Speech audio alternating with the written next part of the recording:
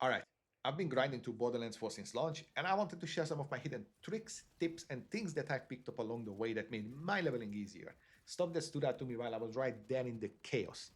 What's good, everyone? It's Worthy, and if you don't want to waste hours, here are some beginner tips I wish I knew sooner. And hey, if this helps you survive Kairos a little smoother, make sure to hit that sub button because I got way more coming your way. Now, tip number one, always have corrosive and shotguns for the entire story. The order is our armor and shields. Now, kinetic is a good baseline. It's a base with 1x multiplier that's good against everything. But shock and corrosive gets 1.75 against shield and armor respectively.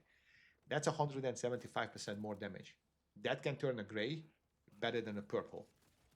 Just make sure to change the guns once you're done with the elements because vice versa, they will deal half the damage.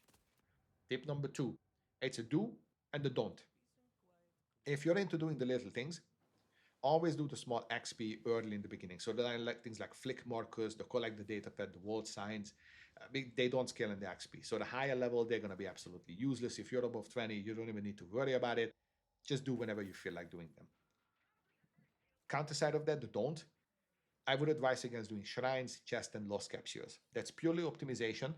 I would save it for when you need a power spike or when you're going into endgame because they drop a ton of loot. Tip number three, SDU Priority. It's backpack, lost loot, and bank. I don't want to hear it. Don't worry about ammo upgrades. These SDU upgrades, they scale up in cost to 235 for level 8. And you're really going to want to need that. Ammo is plenty to come by, even if at the very beginning it feels like you gotta open every single box to get by. Just trust me on that. At the very least, backpack first. Now, if you're leveling right now, this is happening. Yeah, drop a like and let me know which tip surprises you the most. Or better yet, better idea. If you got your own hidden tricks, throw them in the comments and I'll pin the best one so everyone can use them. Tip number four. Now, once you get to level 20 and you start getting your class mods, they can unlock talents that you don't have any points in that tree. This means doesn't matter how deep in any of the trees, if you get a class mod giving you that talent, you will get that and it will be active. So you gotta strategize to make sure that your affixes are good, but not just the affixes. So you're gonna go for your max health, your life leech, your move speed, whatever is your poison. That's all good. That's up to you. But the talents can be such a massive power swing because when you're looking at getting 6, 7 points on an epic class mod, giving you some insane boost, you're looking at the power spike of the century. So don't sleep on them. Make sure to always evaluate them, research. The icons are going to be new for everyone, so you're going to have to do a little bit of digging, understanding it. If you have a build, you know what's good for it, but do the work. Tip number five, you know those little domes, the shiny ones?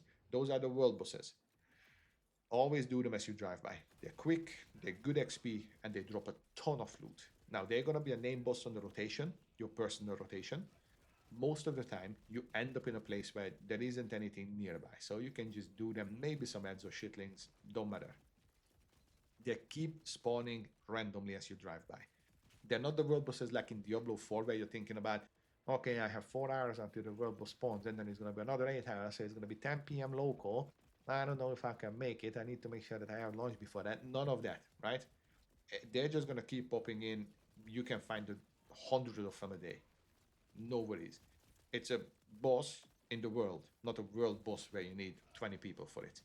Now, on the same topic, make sure to participate in all the randomized world events. Things like the Borderlands arena yesterday, I don't know if it was for everyone, but for me it was. That was insane. It gave me so much fucking iridium. I was blown away. You do need to be a little bit on the higher level, like 25-ish. But it's a great loot. Breaks up the monotony. There's no reason not to do it. And lastly, don't sleep on grenades. They are absolutely busted. Now, I know that this sounds like a vanilla float advice, but look, my preference and my absolute recommendation are the homing ones with the reduced cooldown that shoot spinning bullets. They have been carrying me. It's an extra layer of defensive utility that you when you get into fight for your life. On an 8 to 12 second cooldown, you can spam them, especially that there is 2 or 3 of them on certain variations. They are goated. You don't need to do anything and they'll aim for you. Who doesn't like that? You know what? Let's throw in 2 bonus tips there. I got 2 tips for movement related purposes. First one is my absolute favorite. You know those acquire quests where you're running around with some shit in your left hand covering 90% of your screen? You can't see anything, you can't do anything. Fantastic design. But if you activate your action skill, you gently put them down in front of you like you're handling an egg. Now, by the time I realized this, it was a little bit too late, and I ended up going down the route of trying to aim everything against the wall, calculating the perfect angle and the perfect speed and the bounciness of the object to make sure that it doesn't fall down. And of course, it ended up falling down into the fucking universe. So, to save you some headache, if you activate your action skill, it's just going to place it down in front of you. It's not going to roll away, not going to do anything. But be warned, you can kick some of them. I've done that as well. Super. But that's it. Second one is for the FPS shooter folks that are living in Apex Legends. You can preserve momentum if you constantly slide jump. So I recommend binding your jump to mouse scroll up or down. I have it on down. That way you can always keep on bouncing until you inevitably fuck it up and then you punch the ground. But it can be some really smooth getting around, and it's a fun way to do it. Now that's it for my top hidden beginner tips that really stood out to me while leveling. Look, I'm going to keep on grinding and sharing what I find. So if you want to stay ahead of Borderlands 4, make sure to subscribe and check out my other guides and playlists below. There are updated versions coming of everything. I ain't stopping. I'm Bertie, and I'll see you in the next one. Peace.